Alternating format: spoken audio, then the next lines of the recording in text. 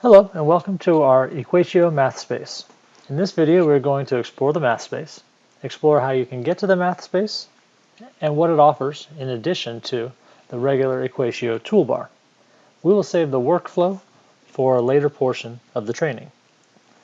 Here I have a Google document open and I'm going to show you how to use the Mathspace from the toolbar. Notice we have the regular toolbar, and on the cube we have Insert Mathspace. So we click Insert Mathspace and we have a different tab that opens up. We have a much bigger space for which to insert math, and there's a few more things that we can do with it that we couldn't do with the toolbar. So one thing you'll notice is right next after the mobile device there's a select tool, and then there's a freehand draw. So sometimes you might have a graph that you've inserted. I'll show you that now. Here's the graph. I'll drag it over, make it bigger, and use the freehand drawing tool to put points. And then so I can ask students, use this graph to identify the slope of the line.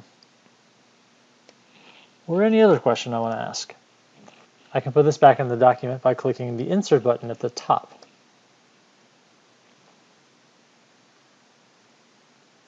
So this math is also fully editable as indicated by the button down in the toolbar. And I can have students go add to it or add to it myself if I want to put some extra things on there. So I'll click Insert Mathspace again. Let's make a return here. We're back to the Mathspace. Notice there was a couple of other things to choose from. There were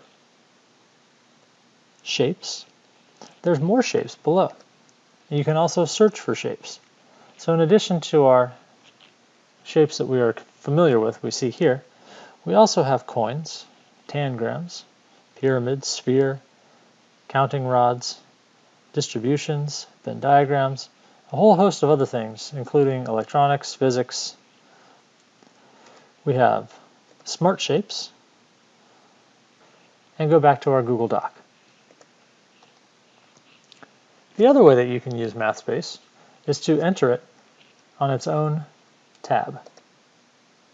And the website is equatio.texthelp.com. And this opens up your personal dashboard.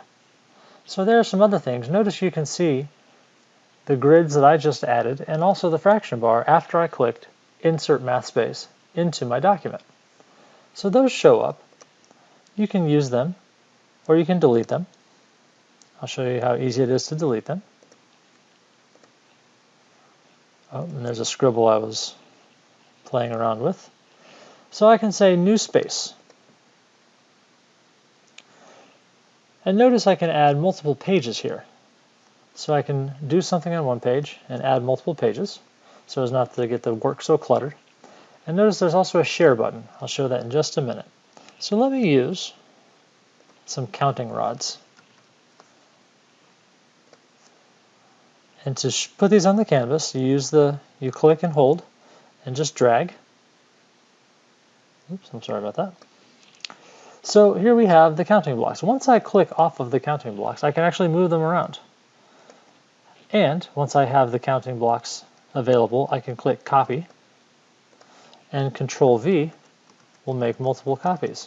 So if I want students to practice figuring out how many ones are in each of the other counting rods, I can do that. So the purple is worth 4. We can take and compare. I wonder if that's worth 2. 2 reds to make the purple. Let's see. So we'll copy, paste, and it is. So now let's say I wanted students to do this on their own. I'm going to get rid of all that. I'll put more counting rods back in.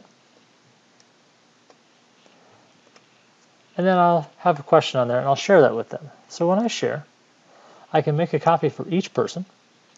And Baltimore City teachers, we will have the premium account. And we can also choose make a copy for each person and expect a response. So now I said I'd show this later. That's the workflow portion. So I'll get out of this. But that's what we can ask them to do.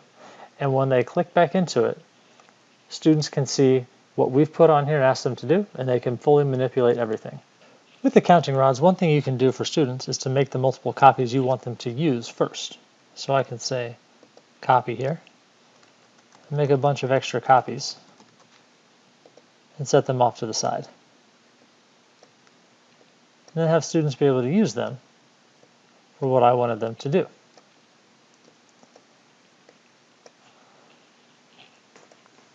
And I mentioned the page feature. We can add pages, and we can have something else on this page for them to do. And that, in a sense, is EquatIO Mathspace. On this second page, let's say I want the students to do something with algebra tiles.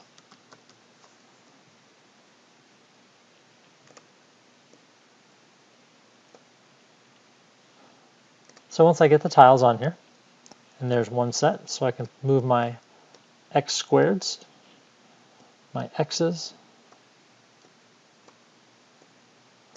and notice the green dot at the top. We can rotate so they all face the same way, or rotate how we need them to look. And you can make as many copies again as you need for students to use.